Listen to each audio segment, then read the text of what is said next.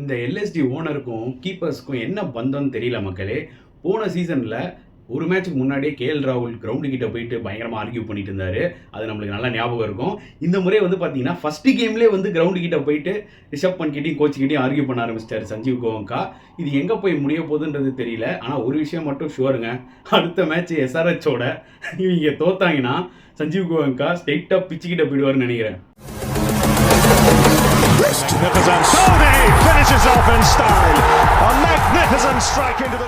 வணக்கம் நண்பர்களே, welcome to my channel CCF, உங்கள் cricket with mister cocktail furious. இப்போ நம்ம டிஸ்கஸ் பண்ண போகிற டாபிக் IPL 2025 மேட்ச் 4 ரிவ்யூ தான். Between Delhi Capitals vs Lucknow Super Giants at Visakhapatnam. இது வந்து டெல்லியோட ஹோம் கேம். ஒரு த்ரில்லர் ஆஃப் மேட்சை பார்த்த ஒரு செம்ம ஃபீலுங்க. நிஜமாவே வந்து IPL 2025 இப்போ தான் பயங்கரமாக ஆரம்பிச்சிருக்குன்னு நம்ம சொல்லியே ஆகணும். ஏன்னா இந்த த்ரில்லர் ஆஃப் மேட்ச்க்காக தான் நம்ம வெயிட் பண்ணிட்டு இருந்தோம். எப்படா இந்த மாதிரி வந்து லாஸ்ட் ஓவர் ஃபினிஷ் இந்த மாதிரி ஒரு இன்ட்ரெஸ்டிங்காக இருக்கும்ன்றது வெயிட் பண்ணோம். சிஎஸ்கே கிட்டத்தட்ட இப்படிதான் போச்சு. பட் ஆனால் நம்மளுக்கு நல்லா தெரியும் அந்த மேட்சை சிஎஸ்கே வந்து எப்படி இருந்தாலும் வின் பண்ணிடுவாங்கன்னு சொல்லிட்டு. பட் இந்த மேட்ச் அப்படி கிடையாது மக்களே. ஒரு ஸ்டேஜில் டெல்லி 66-67 ரன்னுக்கு 5 விக்கெட் விட்டுட்டாங்க. அங்கேருந்து டிஸ்டன் ஸ்டப்ஸ், அசுதோஷ் சர்மா ரெண்டு பேரும் ஒரு நல்ல ஒரு பார்ட்னர்ஷிப் போட்டாங்க. அப்புறம் ஸ்டப்ஸ் அவுட் ஆயிட்டாரு. அதுக்கப்புறம் விப்ராஜ் நிகம்ன்ற ஒரு பிளேயர், புது பிளேயர் வந்தார், ஆல்ரவுண்டர்.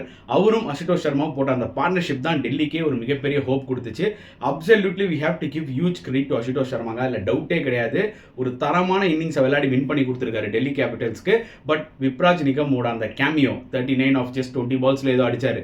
அதை நம்ம மறக்கவே கூடாதுங்க. ஏன்னா அவர் அடித்த அந்த கேமியோனால தான் டெல்லிக்கு ஹோப்பே வந்துச்சு. ஸோ இதை நான் கண்டிப்பாக மென்ஷன் பண்ணியே ஆகணும்னு இருந்தேன். And at the same time Kuldeep யாதவோட சூப்பர் ஸ்பெல், ஓகேங்களா. இந்த மாதிரி ஒரு சின்ன கிரவுண்டில் இந்த மாதிரி பெர்ஃபார்ம் பண்ணுறது பெரிய விஷயங்க. அவர் கண்டிப்பாக கிரெடிட் கொடுக்கணும். அவரோட எக்ஸ்பீரியன்ஸை யூஸ் பண்ணி நல்லா போட்டார். அண்ட் இன்னொரு பக்கம் மிச்சல் ஸ்டார்க் 2 ஓவர் எக்ஸ்பென்சிவாக இருந்தாலும் அடுத்த 2 ஓவரில் கம்பேக் ஆகி 3 விக்கெட் எடுத்தாரு பாருங்க. அதில் முக்கியமாக பூரான் விக்கெட். அங்கே தான் ஸ்டார்க்கோட எக்ஸ்பீரியன்ஸ் அங்கே காமிச்சாரு. ஸோ காம்பினேஷன் ஆஃப் ஆல் நிறைய பேர் ஆக்சுவலாக சூப்பராக பெர்ஃபார்ம் பண்ணாங்க ஃபார் டெல்லி. கண்டிப்பாக வந்து அதுக்கும் நம்ம கிரெடிட் கொடுத்தாகணும். But hero of the match கண்டிப்பாக அசுதோஷ் சர்மாங்க. ஏன்னா பஞ்சாப் கிங்ஸ்க்கு இந்த மாதிரி ஒரு நாக்ஸ் நிறைய விளையாடிருக்காரு. முக்கியமாக மும்பை இந்தியன்ஸோட ஆப்போசிட்டில் விளையாடும் போது இந்த மாதிரி ஒரு மேட்ச் வின் பண்ணி கொடுப்பாரு பஞ்சாப் கிங்ஸ்க்கு. ஸோ அந்த ஞாபகம் தான் எனக்கு வந்துச்சு. ஸோ இந்த மாதிரி ஒரு பிளேயரை எப்படி தான் பஞ்சாப் மிஸ் பண்ணாங்கன்னு எனக்கு தெரியல. ரிட்டைனே பண்ணியிருக்கலாம். ஏன்னா அன்கேப்டு பிளேயர் சஷாங்க் சிங்கோட சேர்த்தே ரிட்டைன் பண்ணியிருக்கலாம். நான் முன்னாடி என்னோட ப்ரிவியூவில் அதான் நான் சொன்னேன், அசுதோஷ் எல்லாம் ரிட்டைன் பண்ணியிருக்கணும்னு. எனிவேஸ் டெல்லிக்கு வந்து பார்த்தீங்கன்னா அது வந்து அட்வான்டேஜாக வந்து இறங்கிடுச்சு. அது எந்த டவுட்டுமே இல்லை. Some knock. So huge credit to him. So LSG point of வியூவில் Rishabh Pant had a bad டேங்க. அவரோட கேப்டன்ஷிப் வந்து ஆக்சுவலாக நல்லா தான் இருந்தது. அதாவது இனிஷியலாக ஃபர்ஸ்ட் 10 ஓவர்ஸ் வந்து பார்த்தீங்கன்னா நல்லா தான் பண்ணார். அதில் வந்து பார்த்தீங்கன்னா நான் ரொம்ப குறை சொல்ல விரும்பல. பட் அவரோட batting 6 balls 0 runs as well as அவரோட கீப்பிங் ஒரு மிகப்பெரிய கொஸ்டினபிளாக இருந்தது இந்த மேட்ச்சில். புரியுதா உங்களுக்கு? நம்ம வந்து ஒரேடியாக இந்த கீப்பர் இவ்வளோதான், இந்த ஃபீல்டர் இவ்வளோதான், இந்த கேப்டன் அவ்வளோதான் அப்படின்னு நம்ம பேசலை. இந்த மேட்ச்சில் என்ன நடந்ததோ அதுதான் நம்ம ரிவ்யூ பண்ணுறோம். அந்த வகையில் நிஜமாவே Rishabh Pant had a very bad day. அந்த லாஸ்ட் ஓவரில் ஷபாஸ் அஹமத் அவர் கொண்டு வந்தது இட்ஸ் அ குட் மூவ். ஏன்னா மோஹித் சர்மா ஸ்ட்ரைக் இருக்கும்போது பிச்சில் லைட்டாக டர்ன் இருக்கும்போது ஒரு ஸ்பின்னர் எடுத்துகிட்டு வந்தால் அவர் அவுட் ஆக்கிடலாம். அந்த டிசிஷனை தான் அவர் எடுத்தார். அதுக்கேற்ற மாதிரி தான் ஃபஸ்ட்டு பாலும் சூப்பராக போட்டார் ஷபாஸ் அஹமத். அது ஒரு நல்ல ஸ்டெம்பிங் ஆப்பர்ச்சுனிட்டி. இன்ஃபேக்ட் அது டஃப்பான ஒரு ஸ்டெம்பிங் ஆப்பர்ச்சுனிட்டின்னு நம்ம சொல்ல முடியாது. அவர் ஸ்டாண்டர்டுக்கு கண்டிப்பாக அதை அடித்து நொறுக்கிருக்கணும். ஸ்டெம்பை நேரம் வின் பண்ணியிருப்பாங்க எல்எஸ்டி. அதை கோட்டை விட்டார். அடுத்த பால் சிங்கிள் எடுத்துகிட்டு அந்த பக்கம் அசுதோஷ் சர்மா 6 அடிச்சு முடிச்சிட்டாரு தான் சொல்ல முடியும். Disappointing start for LSG. But DC பொறுத்த வரைக்கும் கண்டிப்பாக ஹாப்பியாக இருப்பாங்க. ஏன்னா ஒரு ஸ்டேஜில் இந்த மேட்சை தோற்றுருவோன்ற மாதிரி நினச்சிருப்பாங்க. அதில் எந்த டவுட்டுமே கிடையாது. ஸோ இந்த விசாகப்பட்டினம் விக்கெட் எப்படி இருந்ததுன்னா பார்க்கும்போதே தெரிஞ்சுது. இட்ஸ் அ ஃப்ளாட் விக்கெட் தான். ஸ்பின்னர்ஸ்க்கு லைட்டாக ஒரு டர்ன் இருக்கும்ன்ற மாதிரி நம்மளுக்கு ஒரு ஃபீல் கொடுத்துச்சு. பட் சின்ன கிரவுண்ட் 200 மேலே கண்டிப்பாக அடிப்பாங்கன்றதை வந்து பார்த்தீங்கன்னா என்னோட ப்ரிவியூலையும் நான் லைவ்லையும் சொல்லியிருந்தேன். அண்ட் அதுக்கேற்ற மாதிரி தான் டாஸை வின் பண்ணி போலிங் எடுத்தார் Axar Patel. And 209 runs post பண்ணாங்க லக்னோ சூப்பர் ஜெயின்ஸ். நல்லா ஞாபகம் வச்சுக்கோங்க, நிக்கலஸ் பூரான் அவுட் ஆகிறதுக்கு முன்னாடி வரைக்கும் எனக்கு என்ன தோணுச்சுன்னா 225 மினிமம் அடிப்பாங்கன்னு எனக்கு தோணுச்சு. கரெக்டாக இந்த வே அவர் விளையாடாது. இன்ஃபேக்ட் நிக்கலஸ் பூரான் 19 ஓவருக்கு நின்றுந்தாருன்னா 250 கூட அடிச்சிருப்பாங்க. அது வேற விஷயம். பட் லாஸ்ட் 6 ஓவர்ஸ் டெல்லி சூப்பராக புல் பேக் பண்ணாங்க. அதில் வந்து பார்த்தீங்கன்னா நம்ம ஹியூஜ் கிரெடிட் வந்து மிச்சல் ஸ்டார்க்கு கொடுக்கணும். புரியுதா உங்களுக்கு? ப்ளஸ் குல்தீப் யாதவ். இந்த 2 பேரும் தான் வந்து பார்த்தீங்கன்னா கேமை உள்ளே எடுத்துகிட்டு வந்தாங்க for Delhi. And Lucknow Super Giants பொறுத்த வரைக்கும் நிறைய பாசிட்டிவ்ஸ் இருந்தது அவங்க பேட்டிங்கில். நான் என்னோட ப்ரிவியூவில் சொன்னேன், என்னோட 4 foreigners Markram, Marsh, Pooran and Miller தான் இருக்கணும்னு. எக்ஸாக்ட்லி அந்த ஃபாரினர்ஸ் தான் விளாண்டாங்க. ஏன்னா நீங்கள் வந்து இந்த பர்டிகுலர் மேட்ச்சில் ஷமார் ஜோசப் விளாட்றதுல அர்த்தமே கிடையாது. நீங்கள் மார்க்ரம் யூஸ் பண்ணிங்கன்னா அவர் 2 ஓவர் போடுவார். நான் நினச்சா அவர் 1 ஓவர் போடுவார்னு. பட் அவருக்கு ஆக்சுவலாக போலிங் கொடுக்கல. பட் ஸ்டில் இந்த மேட்ச்சில் அவர் 15-16 ரன்ஸ் அடிச்சார். பட் இதுதான் அவங்களோட ப்ளஸ். அந்த பேட்டிங் ஸ்ட்ரென்த் தான் அவங்களோட ப்ளஸ். ஏன்னா போலிங் வீக் இருந்தாலும் யங்ஸ்டர்ஸ் சில பேர் இங்கே ஸ்டெப் அப் ஆனாங்க இந்த மேட்ச்சில். இருந்தாலுமே வந்து பார்த்தீங்கன்னா அவங்க பேட்டிங் தான் மிகப்பெரிய ஸ்ட்ரென்த். மார்ஷும் நல்ல ஒரு ஸ்டார்ட் கொடுத்தாங்க. ஈவன் தோ மார்க்ரம் அவுட் ஆயிட்டாலுமே சரி, அப்புறம் மார்ஷ் செம்மையா விளாட்னாரு. சூப்பர் நாக் ஆஃப் 71-72 ரன்ஸ் செம்மையா விளையாட்டு போனாரு. நல்ல ஒரு ஸ்டார்ட் கொடுத்துட்டு போனாரு. அப்புறம் நிக்லஸ் பூரான் சொல்லவே வேணாங்க, 30 பால் 75 ரன் சும்மா வீசுன்னு வீசிட்டு போயிட்டாரு. ஆக்சுவலி டெல்லி கேப்டன் ஒரு எரர் பண்ணாங்க. அக்சர் பட்டேல் தேவையில்லாமல் 13வது ஓவர் டிஸ்டன் ஸ்டப்ஸுக்கு கொடுத்தாங்க. அது ஏன் தெரியல. பவுண்டரி லைன்லேருந்து பார்த்தீங்கன்னா ஹேமந்த் பதானி ரொம்ப நேரமாக ஸ்டப்ஸ் கிட்ட பேசிட்டு இருந்தார் அந்த ஒரு ஓவருக்கு முன்னாடி. ஸோ இது வந்து ஒரு கலெக்டிவ் டிசிஷனாக கூட இருந்திருக்கலாம். ஆனால் அந்த டைமில் ஸ்டப்ஸை கொடுத்தது ஒரு ராங் மூவ். 28 ரன் அந்த ஒரு ஓவரில். சரி, லெஃப்ட் ஹேண்டர்ஸ் ஆடுறாங்க, ஆஃப் ஸ்பின்னர்ஸ் போட்டால் அகெயின்ஸ்ட் த டர்ன், அதெல்லாம் ஃபைனுங்க. ஆனால் ஸ்டப்ஸ் என்ன மாதிரி போலர், அவர் ஒன்றும் ஃப்ளாட்டாக போடுற போலர் கிடையாது. அவர் வந்து பார்த்தீங்கன்னா மேலே தூக்கி போட்டுன்னு இருக்காரு. யார்? நிக்லஸ் பூரானுக்கு. அதாவது மிஸ் டைம் ஷாட்ஸ்லாம் இந்த கிரவுண்டில் 6 போயின்னு இருக்கு.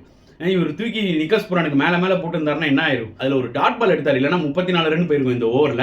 எனக்கு என்னவோ அந்த ஒரு பர்டிகுலர் அந்த 28 ரன் அந்த ஓவரில் போச்சுல, அதான் கடைசியில் கேமில் ஒரு டேர்னிங் பாயிண்டாக இருக்கும்னு நினச்சேன். டெல்லி வின் பண்ணிட்டாங்க. தோத்துருந்தாங்கன்னா இந்த ஒரு விஷயத்தை பயங்கரமாக ஹைலைட் பண்ணியிருப்பாங்க. புரியுதா உங்களுக்கு? ஸோ அந்த டைமில் சரியான மொமெண்டம் எல்எஸ்டிக்கு. அப்போ தான் வந்து பார்த்தீங்கன்னா ஸ்டார்க் வந்து நிக்லஸ் பூரானை போல்டு ஆகினாரு. அதுக்கப்புறம் குல்தீப் யாதவோட அந்த லாஸ்ட் 2 ஓவர் ஸ்பெல் வேற லெவலில் இருந்துச்சுன்னு தான் சொல்ல முடியும். செம்மையாக டைட்டாக போட்டார். அப்படியே ஸ்கோர் வந்து பார்த்தீங்கன்னா இறங்கிட்டே போச்சு. மோஹித் சர்மாவும் நல்லா போட்டார். லாஸ்ட் 2 பால் 2 6 டேவிட் மில்லர். அதுக்கு முன்னாடி இருக்கும் it was a struggling innings from Miller. நம்ம சாம்பியன்ஸ் ட்ராஃபி செமிஃபைனலில் கூட சொன்னோம், கரெக்டாக பரவாயில்லைங்க, அட்லீஸ்ட் கடைசியாக ஒரு 100 அடிச்சாரு. ஆனால் நிறைய பேர் சொன்னாங்க இனிஷியலாக கொஞ்சம் அவர் இதே மாதிரி ஸ்டார்ட் பண்ணியிருக்கலாமோ அக்ரெசிவாக, ஒரு 15 பாலுக்கு அப்புறம் தான் அடிக்க போனாருன்னு. இந்த மேட்ச்சில் அவர் வந்து பார்த்தீங்கன்னா ஃபர்ஸ்ட் பால்லேருந்தே அடிக்க போயிருக்கலாம் தான் நான் சொல்லுவேன். ஏன்னா மில்லர் கிட்ட அந்த கேப்பபிலிட்டி இருக்குது. அவர் ஏன் ரொம்ப நேரம் எடுத்துக்கிட்டாருன்னு தெரியல. 2 பால் இருந்தார். லாஸ்ட் ஓவரும் பார்த்தீங்கன்னா நிறைய டாட் பால் ஸ்லோ டெலிவரிஸ் வந்து பார்த்தீங்கன்னா டிசீவ் ஆனார். மோஹித் சர்மா சூப்பராக போனார். அந்த லாஸ்ட் 2 பால் என்ன ஆச்சுன்னு பார்த்தீங்கன்னா மோஹித் சர்மா அரைக்குழி குத்திட்டாரு, தூக்கி சொருங்கினார் 2 6. இல்லைனா 200 கூட வந்திருக்காது ஆக்சுவலாக. So 210 still was a good score. அதில் எந்த டவுட்டுமே கிடையாது. புரியுதா உங்களுக்கு? அந்த வகையில் பார்த்தீங்கன்னா டெல்லி நாட் ஐடியல் ஸ்டார்ட். ஃபஸ்ட்டே வந்து பார்த்தீங்கன்னா 2 விக்கெட் 3 விக்கெட் குயிக்காக விட்டுட்டாங்க. அதுக்கு ஹியூஜ் கிரெடிட் நம்ம ஷர்துல் தாக்கூருக்கு தாங்க கொடுக்கணும். அதாவது ஷர்துல் தாக்கூர்லாம் வாரி வல்லல் அந்த மாதிரிலாம் நிறைய பேர் சொல்லுவாங்க. End of the day is a wicket taker. ஓகேங்களா? நியூ பாலில் வந்து 2 க்ரூஷியல் விக்கெட் டப்புன்னு எடுத்து கொடுத்தாரு. அதுக்கப்புறம் வந்து பார்த்தீங்கன்னா 3வது விக்கெட் டக்குன்னு இமீடியட்டாக போயிடுச்சு. ஸோ ஃபேஃபும் சரி அக்சர் பட்டேலும் ஒரு பார்ட்னர்ஷிப் பில்ட் பண்ணியிருந்தாங்க. அதுக்கப்புறம் அவங்களும் அவுட் ஆயிட்டாங்க. நான் சொன்ன மாதிரி 66-67 ஃபார் 5 அந்த டைமில் நிஜமாவே டெல்லி வேர் ஸ்ட்ரகிளிங். 76 பாலுக்கு 142 ரன். சரி, இது சின்ன கிரவுண்டு அடிக்கலாம், பட் ஸ்டில் அந்த டைமில் நீங்கள் 65 ஃபார் 5 போது நீங்கள் எந்த டீமுக்கு மோஸ்ட்டாக வந்து ஹோப் கொடுப்பீங்க? எல்எஸ்டிக்கு தானே. அந்த இடத்துலேருந்து ஒரு முக்கியமான ஒரு 50 runs partnership from Tristan Stubbs as well as Ashutosh Sharma. அந்த டைமில் அசுதோஷ் சர்மா 2 பால் பொறுமையாக ஆடிட்டு இருந்தார். ஸ்டப்ஸ் அக்ரெசிவாக ஆடிட்டு இருந்தார். சூப்பராக மடக்கி அடிச்சிட்டு இருந்தாருங்க Stubbs. To be very honest, மணிமாறனை தூக்கி 2 6 விட்டாரு. பால் தொலைஞ்சிருச்சு. அதுக்கப்புறம் சேஞ்ச் பண்ணாங்க பாலை. அதுக்கப்புறம் மணிமாறன் ஒரு பியூட்டிஃபுல்லான ஒரு பால், அந்த பால் கொஞ்சம் கிரிப்பாச்சு, சரியான பால், ஆஃப் ஸ்டம்ப் அப்படி தூக்கிடுச்சு. ஸோ அது ஒரு கேம் சேஞ்சிங் மூமெண்ட்டாக வந்து அமையுமான்னு நான் யோசித்தேன். ஆனால் அடுத்த வந்த விப்ராஜ் நிகம், நம்மளுக்கு பெருசாக அவரை பற்றி ஐடியா கிடையாது. எப்படி விளையாடுவார்? அவர் ஒரு ஆல்ரவுண்டர். போலிங் போட்டார், சுமாராக போட்டார். ஆனால் பேட்டிங் எப்படி ஆடுவார்? நான் அதுக்கு முன்னாடி கெவின் பீட்டர்சன் வந்து மேட்ச் அப்போவே வந்து பார்த்தீங்கன்னா அசுதோஷ் சர்மா பற்றி பேசியிருந்தாரு. நம்மளுக்கு அசுதோஷோட டேலண்ட் பற்றி தெரியும், ஏன்னா லாஸ்ட் இயரே பார்த்தோம். விப்ராஜை பற்றியும் ஆக்சுவலாக டிஸ்கஸ் பண்ணியிருந்தார். இவனும் ஒரு செம டேலண்ட், நல்ல ஆல்ரவுண்டர். முக்கியமாக அவனோட பேட்டிங்கை பாருங்க, வந்தா நிஜமாவே செம டேலண்ட் சொல்லியிருந்தாரு. அதை தான் எக்ஸாக்ட்லி வந்து ஷோகேஸ் பண்ணாருன்னு தான் நான் சொல்லுவேன் விப்ராஜ். எனக்கு என்ன விப்ராஜ் கிட்ட பிடிச்சிருந்ததுனால, நிறைய கிரிக்கெட்டர்ஸ் வந்து T20 கிரிக்கெட்டில் இன்றைக்கி வந்து பார்த்தீங்கன்னா இந்த மட்டைக்கு மிட் விக்கெட்டில் தூக்கி ஸ்ட்ரைட்டாக அப்படின்னு அடிச்சிருவாங்க. ஆஃப் சைடில் கொஞ்சம் வீக்காக இருப்பாங்க. புரியுதா உங்களுக்கு? ஏன்னா மோஸ்ட்டாக பாட்டம் அண்ட் டாமினேட்டட் பிளேயர்ஸாக இருக்கிறதுனால. பட் ஆனால் இந்த விப்ராஜ் பிளேயர் பார்த்தீங்கன்னா ஆஃப் சைடில் செம்மையாக விளாட்றாருங்க. அந்த பிஷ்னாய் ஒரு ஓவரில் ஆஃப் சைடில் தூக்கி மடக்கி அடிச்சிருந்தாரு. ஆக்சுவலாக அவங்க பிளான் என்ன இருந்ததுன்னா, ரிஷப் பண்ணிட்டும் பிஷ்னாய் என்ன பண்ணாங்கன்னா, வைட் ஆஃப் த கிரீஸில் நீ போடுன்ற மாதிரி தான் பிளான் போட்டாங்க. ஏன்னா இவர் சுற்றுவார், லெக் சைடில் மாட்டுவாருன்னு. ஆனால் ஒரு ஆஃப் சைடில் ஒரு செம பிளேயர்ன்றது அப்போ தான் புரிய வந்துச்சு. ஸோ டெரிஃபிக்காக விளாட்னார். அவரோட அந்த 39 of just 19-20 balls was so crucial. அதுதான் ஹோப்பே கொடுத்துச்சு டெல்லிக்கு. டக்குன்னு ரிக்வயர்ட் ரன் ரேட் அப்படி இறக்குச்சு. அதுக்கப்புறம் அசுதோஷ் சர்மா ஸ்டெப்பின் ஆரம்பிச்சிட்டார். எப்போ விப்ராஜ் வந்து பார்த்தீங்கன்னா அந்த ஒரு ஸ்ட்ராட்டஜிக் டைம் பிரேக் முடிஞ்ச உடனே இமீடியட்டாக அவுட் ஆயிட்டாரோ, அதுக்கப்புறம் அசுதோஷ் வந்து பார்த்தீங்கன்னா அந்த ஒரு ரெஸ்பான்சிபிலிட்டி எடுத்துக்கிட்டாரு. செம்மையாக விளையாடிட்டு இருந்தார். லாஸ்ட்டாக வந்து பார்த்தீங்கன்னா அவரும் குல்தீப்புமே அந்த ஒரு சின்ன பார்ட்னர்ஷிப் சூப்பராக இருந்தது. குல்தீப் வேற பார்த்தீங்கன்னா ஒரு பாயிண்ட்ல அப்படி பியூட்டிஃபுல்லாக ஒரு பவுண்டரி வேறு அடிப்பார். அதெல்லாம் ரொம்ப க்ரூஷியலாக வந்து அமைஞ்சுது. அதுக்கப்புறம் ஒரு ரன் அவுட்ஸ், இந்த மாதிரிலாம் பயங்கரமாக ட்விஸ்ட் அண்ட் டர்ன்ஸ் இருந்தது இந்த மேட்ச்சில். அண்ட் லாஸ்ட்டாக 6 பால் 6 ரன்ஸ் இருக்கும்போது அதை தான் நான் சொல்ல வந்தேன். அந்த டைமில் எனக்குமே தோணுச்சு, நானே குரூப்பில் தான் போட்டுட்டு இருந்தேன் நம்ம பசங்க கிட்ட, ஸ்பின்னர் எடுத்துகிட்டு வரணும். கரெக்டாக தான் எடுத்துகிட்டு வந்தார். ஏன்னா மோஹித் சர்மா ஸ்ட்ரைக்கு இந்த பிச்சில் லைட்டாக டேர்ன் இருக்குது. சித்தார்த் மணிமாறன்லாம் பியூட்டிஃபுல்லாக போட்டார். அந்த வகையில் ஷபாஸ் அஹமத் ஃபர்ஸ்ட் பாலில் செம்மையாக போட்டார். ஸ்டெம்பிங் விட்டுட்டார் பண்ணிட்டு. அதை முடிச்சிருந்தா என்ன வின்னு எல்எஸ்டி. அது நல்ல ஒரு ஆப்பர்ச்சுனிட்டி.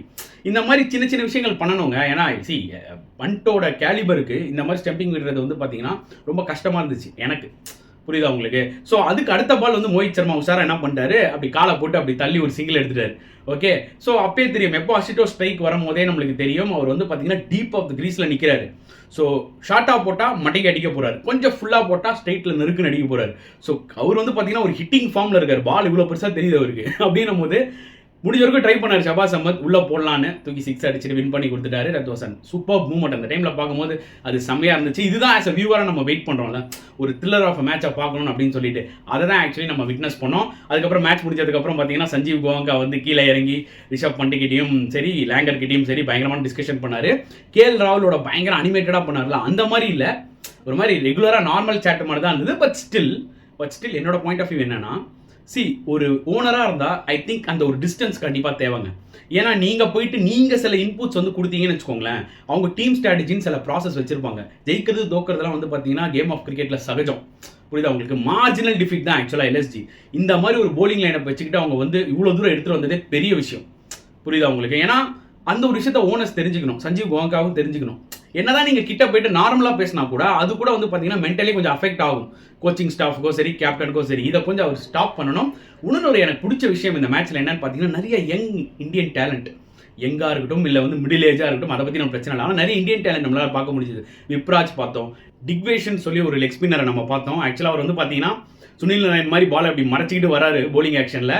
ஆனால் கிட்டத்தட்ட ரவி பிஷ்னாய் மாதிரி தான் போடுறாரு. எல்லாமே முக்கால்வாசி வந்து பார்த்தீங்கன்னா பால் வந்து ராங் ஒன் தான் போடுறாரு, ஆனால் நல்லா போடுறாரு. அவர் ஒரு டேலண்ட். ஸோ இந்த மாதிரி வந்து நிறைய டேலண்ட்ஸை பார்க்க முடியுது. பிரின்ஸ் யாதவ்ன்ற ஒரு ஃபாஸ்ட் பவுலர் இந்த மேட்ச்சில் வந்து பார்த்தீங்கன்னா அவரோட ஓவரால் போலிங் ஸ்டாட்ஸ் பார்க்கும்போது எக்ஸ்பென்சிவாக தானே இருந்தாருன்னு சொல்லுவீங்க. ஆனால் ஃபுல் மேட்ச் பார்த்தவங்களாம் தெரியும் அவர் சில பால்ஸ்லாம் ரொம்பவே சூப்பராக போட்டார். ஸோ இவங்கெல்லாம் வந்து ஒரு யங் டேலண்ட். ஹோப்ஃபுல்லி இந்த சீசனில் நம்ம நிறைய இந்தியன் டேலண்ட் பார்க்க போகிறோம்னு நினைக்கிறேன். புரியுதா உங்களுக்கு? ஏன்னா ஒரு பக்கம் விக்னேஷ் புத்தூர் பார்த்தோம் எம்ஐக்கு, இந்த வாட்டி பாருங்கள் டிக்வேஷ்னு ஒரு டேலண்ட் பார்த்துருக்கோம், விப்ராஜ்னு ஒரு டேலண்ட் பார்க்குறோம், பிரின்ஸ் யாதவ்னு ஒருத்தர் வந்திருக்காரு. ஸோ ஹோப்ஃபுல்லி இந்த மாதிரி நிறைய டேலண்ட்ஸ் இந்த வருஷம் நம்ம பார்க்க போகிறோம். அதில் எந்த டவுட்டுமே கிடையாது. இந்த பக்கம் கெவின் பீட்டர்சனாக இருக்கட்டும், இந்த பக்கம் ஹேமந்த் பதானியாக இருக்கட்டும், பயங்கர இன்ஸ்பிரேஷன் கொடுக்குறாங்க. நல்லா தெரியுது, அந்த விக்டரியை செலிப்ரேட் பண்ணுறாங்க. ஸோ டெல்லி ஆஸ் அ யூனிட்டாக நல்லா தெரியுறாங்க ஆக்சுவலாக இந்த வாட்டி. அதில் எந்த டவுட்டுமே கிடையாது. இது அவங்களால ப்ரொலாங் பண்ணி டாப் 4 போக முடியுமா, அது நம்ம வெயிட் பண்ணி தான் பார்க்கணும் மக்களே. ஸோ இந்த மேட்ச் பற்றி நீங்கள் என்ன ஃபீல் பண்ணுறீங்க மறக்காம கமெண்ட் செக்ஷனில் போடுங்க. இந்த வீடியோ பிடிச்சிருந்தா லைக் பண்ணுங்கள், ஷேர் பண்ணுங்கள், முடிஞ்சால் சப்ஸ்கிரைப் பண்ணுங்கள். ஸோ நெக்ஸ்ட் வீடியோவில் பார்க்கலாம் ஃப்ரெண்ட்ஸ். Until then